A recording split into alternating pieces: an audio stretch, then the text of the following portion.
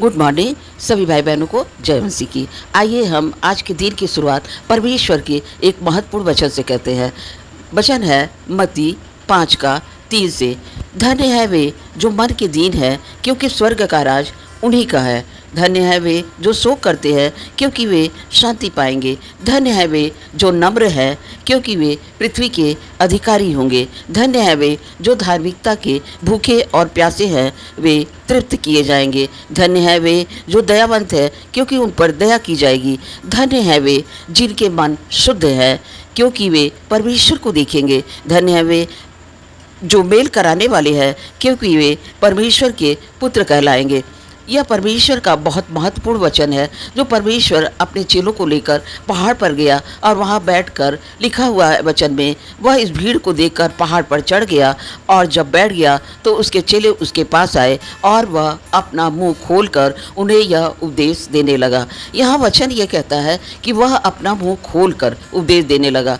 हम लोग भी जब कहीं जाते हैं तो सबसे पहले हमें अपना मुंह खोलना है। परमेश्वर अपने चरित्र के द्वारा, अपने वचन के द्वारा हमें सीख देता है कि हम कहीं भी जाते हैं तो चुपचाप ना बैठे, अवसर को कभी भी ना खोएं और जहाँ कहीं भी हम अवसर देखें, लोगों को सच्चे परमेश्वर के बारे में, परमेश्वर की महिमा के बारे में, उसकी बड़ाई के बारे में, उसके किए गए कार्यों के बारे में अपने मुँह को खोलकर उसकी बड़ाई करें और उसके बारे में बताएं। वचन यहाँ कहता है, इस वचन का नाम है धन्य वचन। धन का मतलब होता है बहुत विशेष और इम्पॉर्टेंट। परमेश्वर वहाँ पहाड़ी पर बैठकर अपने चेलों को कुछ महत्वपूर्ण बातें बता रहा है। यह इन बातों में और इन वचनों में परमेश्वर का बहुत ही महत्वपूर्ण विचार है कि वह कहता है कि धन है, वे विशेष है, वे इम्पॉर्टेंट है, जिनके मन दीन है, क्योंकि वे स्वर्ग का राज उन्हीं का है। हम स्वर्ग का राज पाने के लिए प्रयास में हैं, प्रतिदिन प्रार्थना करते हैं, वचन पढ़ते हैं, मगर अगर हम उस स्वर्गीय राज से वंचित रह जाए तो हमें कितना दुख होगा। तो परमेश्वर कहता है इसके लिए तुम्हें दीन बनना होगा, नम्र बनना होगा।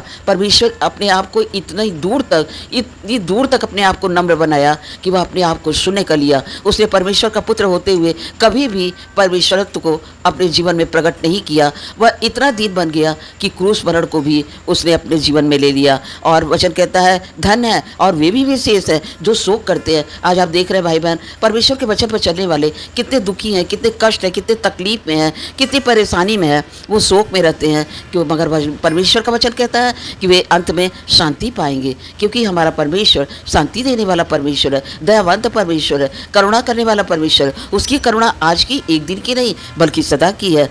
परमेश्वर का वचन आगे कहता है वे भी धन्य है वे जो नम्र हैं, क्योंकि वे पृथ्वी के अधिकारी होंगे। नम्रता और दीनता यह परमेश्वर का दिया गया एक बहुत बड़ा गुण है। हमें घमंड नहीं करना है। हमें हर बातों में, चाहे हम किसी भी पद पर हों, चाहे कितनी हमारे अंदर काबिलियत हो, हमें ये याद रखना है कि ये परमेश्वर का दिया हुआ है। इसलिए हमें घमंड नहीं करना है भाई बहन, बहुत नम्रता और दीनता के साथ रहना है। धन्य वे भी है, परमेश्वर का वचन कहता है, जो धार्मिकता के भूखे और प्यासे हैं, क्योंकि वे तृप्त किए जाएंगे।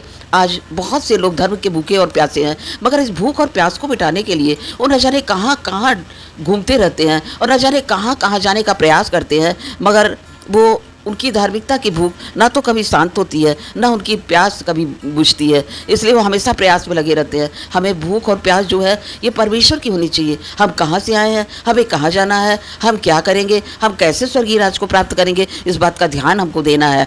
आगे परमेश्वर का वचन कहता है धन्य है वे जो दयावंत है, क्योंकि ऊपर दया की जाएगी। परमेश्वर ने कुछ ऐसा हमसे नहीं कहा जो उसने खुद नहीं किया। परमेश्वर ने खुद दया की, इतनी दया की कि उसने जब भीड़ को देखा तो तरस खाया और लोगों को चंगा करता फिरा। यहाँ तक कि जब लोग बैठकर उसके पास उसके वचनों को सुनते थे, तब वो क्या करता था कि उनके खाने की भी चिंता करता था, क्योंकि परमेश्वर में बहुतायत का जीवन भी देने आया और वो खाने की चिंता करते हुए उनके लिए खाने का भी इंतजाम करता था। आपने देखा होगा वचन में कहीं 5,000 कहीं 10,000 लोगों को परमेश्वर ने खाना भी खिलाया है। आगे परमेश्वर का वचन कहता है धन्य है वे जिनके मन शुद्ध है, क्योंकि वे परमेश्वर को देखेंगे।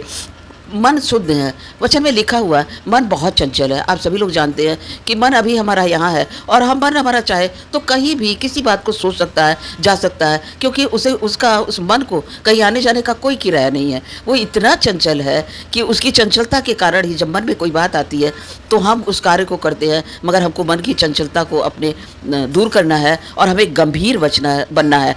धन्य है वे जो मेल कराते हैं, क्योंकि परमेश्वर के पुत्र कहलाएंगे। ये अंतिम वचन में परमेश्वर कहता है कि धन्य है वे जो मेल कराते हैं। आज आप और हम हमारा आपका कर्तव्य है कि जो लोग परमेश्वर से विमुख हैं, जो सच्चे परमेश्वर को नहीं जानते हैं, जिस तरह हम लोग परमेश्वर को जान के सच्चे परमेश्वर के पास आए, सत्य को जाना स्वतंत्र हुए, वैसे ही हमारा कर्तव्य है कि हम अपने और भाई बहनों को भी जानें और भाई बहनों को भी परमेश्वर के बारे में बताएं, परमेश्वर के गुणों को बताएं, परमेश्वर ने जो हमारे जीवन में कार्य किया उसको बताएं, ताकि वो भी स्वतंत्र होने पाए, शांति पाने पाए और सच्चे परमेश्वर को जानने पाए और वो भी स्वर्गीय राज को हमारी तरफ प्राप्त करने पाए, क्योंकि हम लोग उद्धार को प्राप्त किए हैं और स्वर्गीय राज की आशा में है। परमेश्वर का धन्यवाद करते हैं इन वचनों के लिए। परमेश्वर ने इस वचन के द्वारा जरूर आपसे बातें की होगी। धन्यवाद करते हैं। परमेश्वर इस वचन के द्वारा आप सबको आशीष दे। सभी भाई बहनों को जय मसीह।